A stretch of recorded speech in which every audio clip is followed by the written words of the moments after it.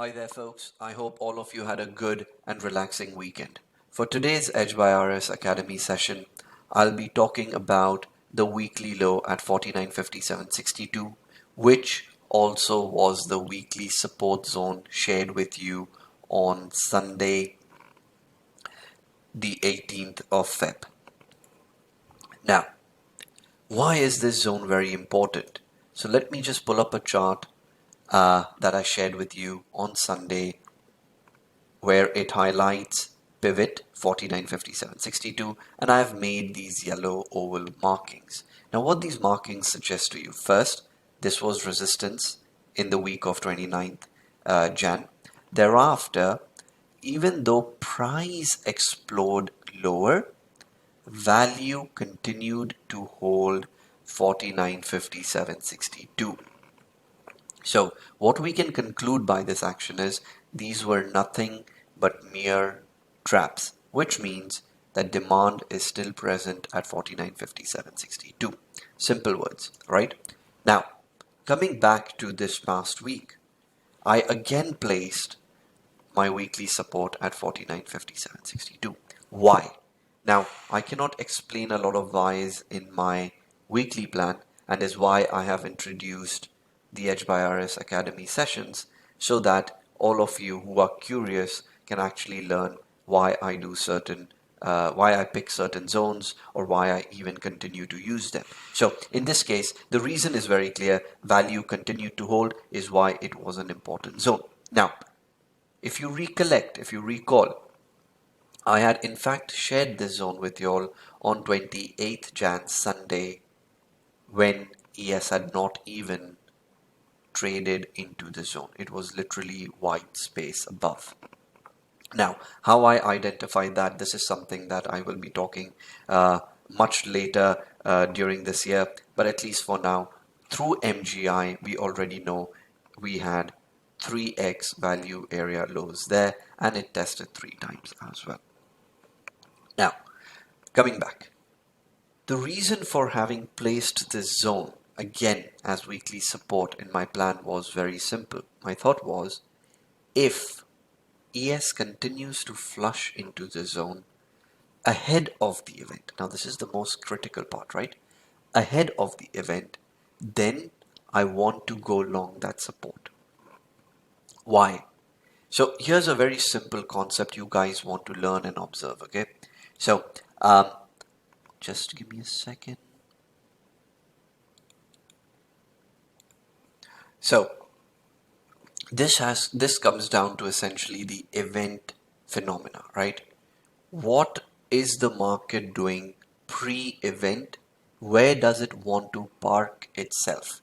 That is the most critical element we all need to observe. Now, whether you trade events or not, that's secondary. The primary part is where do they park themselves is what we want to observe. So before I get to this example right here, I want to show you one more example from Friday, because then this makes what happened on Wednesday a no-brainer move, right? So let's look back at Friday. The value area high of Friday 9th Feb was 5,040. Now, thereafter, you will observe how Monday Asia session and Monday EU session, as well as the RT8 session, continued to hold above the value area high. Now, those of you who are already part of Discord would clearly remember this is that Monday where I did not go long ES one bit. Instead, I shorted at 5,062.67, which was our resistance zone on the day. Now, why did I do that? Why did I not think of exploring a long here? Why did I think of shorting? It's very simple, right? Ask yourself, why would market participants buy anything expensive? Now, how do I come around with expensive? Anything above value area high is expensive. Anything below the value area low is considered cheap, and anything within the value area, which is between val and wa, which is value area low, and value area high, is considered fair price, right? So why would I, ahead of an event which is unknown outcome, right? We don't have the MGI with us. We don't know what the event will look like. Then why would I, as a trader, try to buy anything expensive heading into an event which has risk So at that point, you want to ask yourself, what is my margin of safety if I'm going long against the value area high? Now, yes, I understand, and do not get me wrong, as an intraday play, you could have gone long with a tight stop, and there's absolutely nothing wrong. But here, what I'm trying to teach you is beyond the 10 points, beyond the 15 points, I'm trying to highlight the character of the market, the clues that markets give us, and more importantly, how you must think when these things or these developments do come across when you come across these developments. Sorry. So as you recall, I had a resistance zone right here at 5060 to 67, which ultimately marked the high for the week as well as Monday and resulted in a flush lower.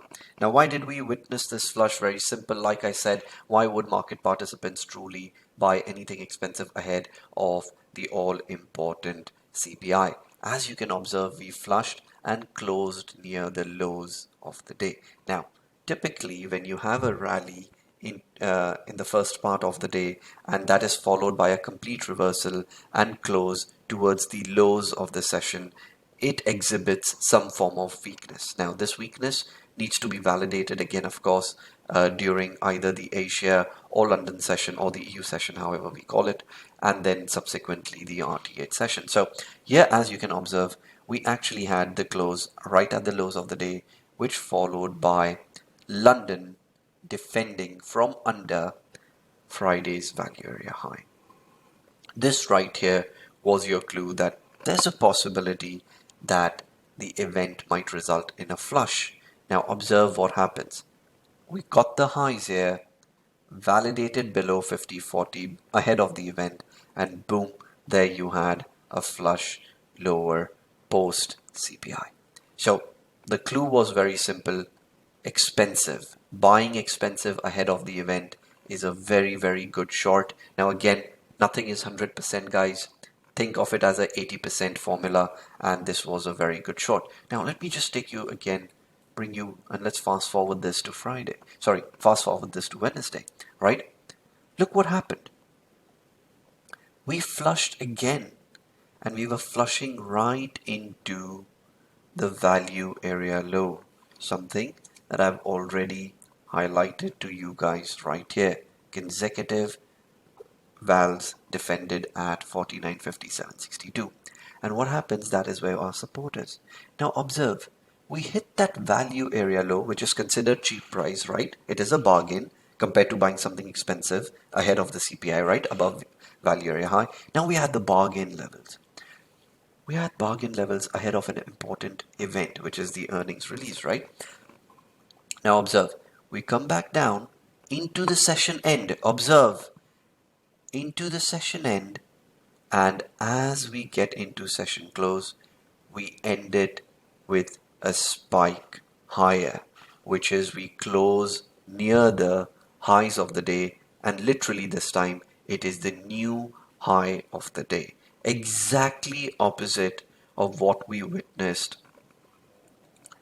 with in respect to CPI on Monday and following into Tuesday. This is exactly the opposite that happened, where we dump into value area low, and literally as the session close was nearing, we form new high of the day, end the day with a spike, and the session closes at the highs. That is pure bullish ahead of the event. And what do you then observe?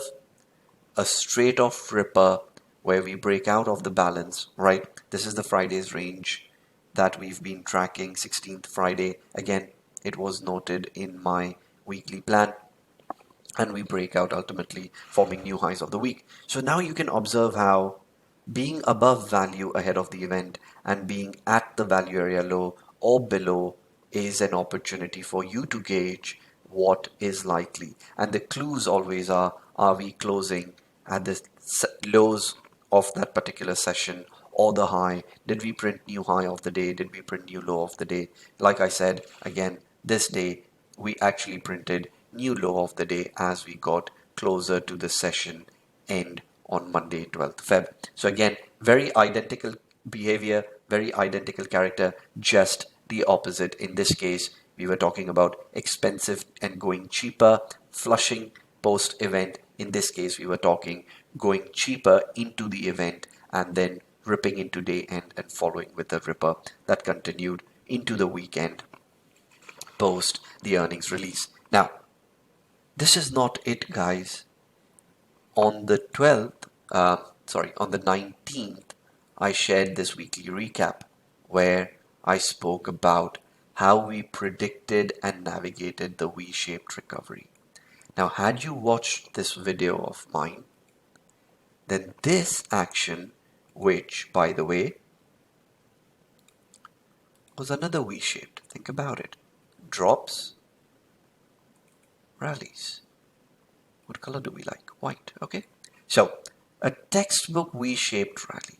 Now, this V-shaped rally back then also led to a new high, and similarly another V-shaped that led to a new high. Now, how could we have participated in this? Of course, guys, you already knew buyers are above 5,048.54 right here, backtest, textbook backtest of the balance stop, and as well as my weekly buyer zone, and that was a clear long that we had. But more importantly, observe the balance range. We got back inside 5,013. Now, something that I've taught everyone in Discord is observe the event candle, and as you can see, this is your earnings release candle high, and look what happens. Clear acceptance above, which brings back another point of my weekly plan, 5,013, 5,055. Think compression. Holding inside Friday's range is equal to rotational activity. Apply your balance rules. Found acceptance above. Again, we already know what our risk will be, 7 points at best or 8 points. Acceptance back above, rotation. So even post earnings, you had an opportunity to participate for the rotation back up. Again, something that was called for during in my weekly plan. And again, second opportunity was on Thursday when we had the back test. And finally, your best call was always to buy it really cheap moving into the event. So that's all from me. This is not going to be a 30-minute recording, but in this 12 minutes, I've actually taught you something very, very important, and that is where do we park ahead of the event? What sort of structure do we observe? The importance of a V-shaped recovery and how we could have identified it. Again, you already saw this. This is an identical move to, like I said, already explained in this weekly recap shared on 19th. So I hope this is helpful. I really, really recommend watch this 2-3 times. In fact, go home, sorry, not go home, go back test it, do your homework, come back to me, ask me questions, and I will help you with this. And that's all from me. I wish you all a good, profitable week ahead. Take care. Bye-bye. Until next time.